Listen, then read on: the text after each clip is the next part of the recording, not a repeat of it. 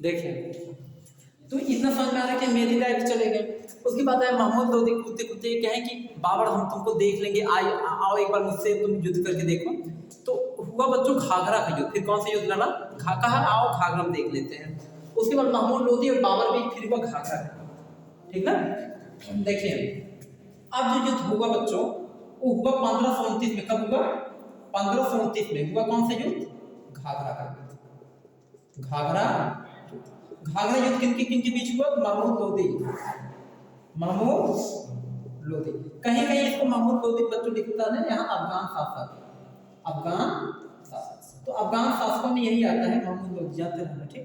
महमूद लोधी अफगान शासक और प्लस बाबर दोनों के बीच में हुआ। तो दोनों के बीच बहुत भयंकर युद्ध हुआ, दोनों के बीच में, ठीक ना।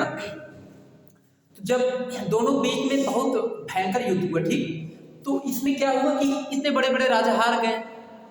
तो ये क्या आप जीतते? लास्ट में जाते जाते नौ हरा दिया और ये जीत गया। यानी 4 युद्ध लड़ा बच्चों।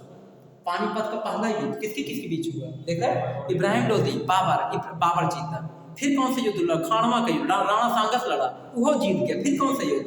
चंदेरी का युद्ध किया, मेदिनी राय से लड़ा, वो जीत गया। फिर कौन सा युद्ध? फिर घाघरा का युद्ध लड़ा, वो जीत गया। कुल जीतता चला और कॉन्फिडेंस लेवल तो एकदम स्ट्रीम पे पहुंचा था, एकदम स्ट्रीम पे, समझिए एकदम स्ट्रीम पे। और कॉन्फिडेंस लेवल में जान लो कि बता जितना हाईएस्ट पहुंचा था उस समय कौन राजा अगर आ जाए ना तो लगभग चांस तक यही जीतेगा। लगातार देख रहे हो तो विकेट पे विकेट मार रहा था, अच्छे लोग तहलका मचा दिया था पूरे भारत में, सब राजा महाराजा डरने लगे थे, समझ गए ना। तो यहाँ पे एकदम जानो पूरे एकदम क्रांति मचा दिया था पूरे भारत में, एकदम युद्ध में एकदम जानो कि राजा महाराज सब इससे खौफ खा रहे थे। तो बाबर पूरा कब्जा कर लिया। उस समय बता दे बच्चों, मुगल डायनेस्टी के जो फाउंडर थे बाबर थे। 1526 में इसने मुगल डायनेस्टी क्या किया था? जब इब्राहिम लोधी को हराया तब इसने भारत में मुगल वंश की क्या किया? स्थापना किया। समझिए, जब इब्राहिम लोधी को हराया पहला युद्ध में, उसके बाद फिर पूरे भारत का सबसे बड़ा उस समय शासक कौन बना था? पूरे भारत का सबसे बड़ा शासक उस समय कौन बना? बाबर बना। उसके बाद बच्चों बता दें क्या हुआ था आगे चलकर। हुआ क्या, जैसे कि बाबर का 1529 तक युद्ध किया। 1529 तक युद्ध करने के बाद 1530 में ना बाबर की मृत्यु हो गया। 1530 में बाबर मर गया था। तो इसकी जो मृत्यु हो गया बच्चों, कब इसकी मृत्यु हुआ था? इसका डेथ 1530 में। 1530 में मरी गया। तो जब देखो 1483 में जन्म लिया, 1583 में मर गया। तो जब ये मर गया फिर उसके बाद इसका एक बेटा था जिसका नाम था हुमायूं। क्या नाम था? हुमायूं। तब तक हुमायूं बड़ा हो गया था। तब तक हुमायूं क्या हो गया? धीरे धीरे बड़ा हो गया था। और फिर आगे चल करके बाबर के मरने के बाद जो अगला शासक बनता है कौन बनेगा? हुमायूं ही बनेगा, ठीक ना। तो आज आपको हुमायूं का मैंने पूरा सीन बताया, कौन कौन सा युद्ध था। थोड़ा सा इसका हुमायूं मतलब हुमायूं के जो ये बाबर का है, बाबर ने जितने युद्ध लड़े हैं थोड़ा सा उसका ट्रिक बता देते हैं। ट्रिक भी थोड़ा देख लो, थोड़ा ट्रिक से याद रहेगा, ठीक ना। थोड़ा ट्रिक से भी समझ लीजिए। ये तो मान लीजिए पूरे एक्सप्लेन करके आपको समझा दी, ठीक। थोड़ा ट्रिक ही देख लीजिए बच्चों। तो बाबर ने जितना भी युद्ध लड़ा उसका एक खास ट्रिक है। उस ट्रिक से हम लोग याद कर सकते हैं। देखो बच्चों, उस ट्रिक का नाम है पान खा चंखा। पान खा चंखा, ये ट्रिक है। पान खा चंखा इस ट्रिक से जानते। देखो बच्चों, पान से होता है पानीपत का युद्ध। कौन सा युद्ध? पानीपत का युद्ध। पानीपत का। खा से होता है बच्चा खानवा का युद्ध। श से होता है चंदेरी।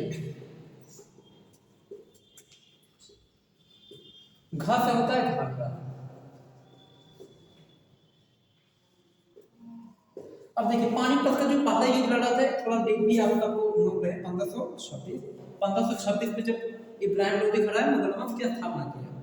फिर खानों का युद्ध लड़ा 1527, 1528 में चंदेरी, 1529 में घाघरा का युद्ध। क्लियर?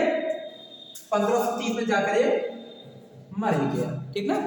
तो बता दें कि जब ये मर गया तो इसका बेटा था हुमायूं। अब अगला जो शासक बनेगा इसके मरने के बाद दिल्ली का जो अगला शासक होगा वह हुमायूं ही होगा, ठीक ना।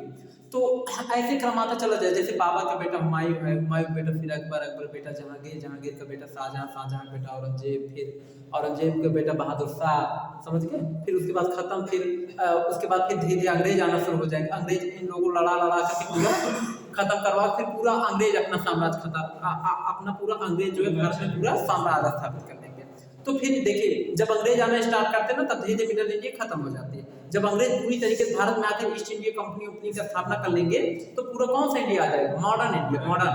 तो मॉडर्न इंडिया आ जाएगा। मॉडर्न इंडिया पढ़ने पर जब हमारा भारत आजाद होगा, तो भारत के आजाद होने के बाद फिर आपका क्या स्टार्ट हो जाएगा? फिर भारत आजाद हो, मॉडर्न इंडिया खत्म, तब स्टार्ट होगा विश्व इतिहास, समझ गए? World history. वर्ल्ड हिस्ट्री में जैसे फ्रांस की क्रांति, इंग्लैंड की क्रांति, गौरवमयी क्रांति, अमेरिका की बोस्टन चाय पार्टी वाली क्रांति, ये यही सब थोड़ा सा देखेंगे। उसके बाद फिर वर्ल्ड हिस्ट्री भी तो कई खास कंट्री को देखने के बाद खत्म, आपकी पूरी हिस्ट्री खत्म। अब देखो हिस्ट्री धीरे खत्म के कगार पे आ रहा है, समझ गए? ये जो मिडिल इंडिया देख रहे हैं 1526 से स्टार्ट है, 1857 की क्रांति तक चलेगा, 1857।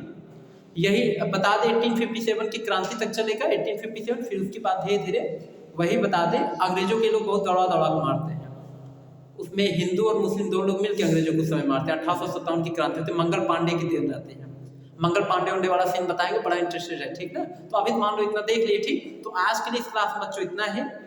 इसके आगे का वीडियो अब आपको नेट पे प्रोवाइड होगा।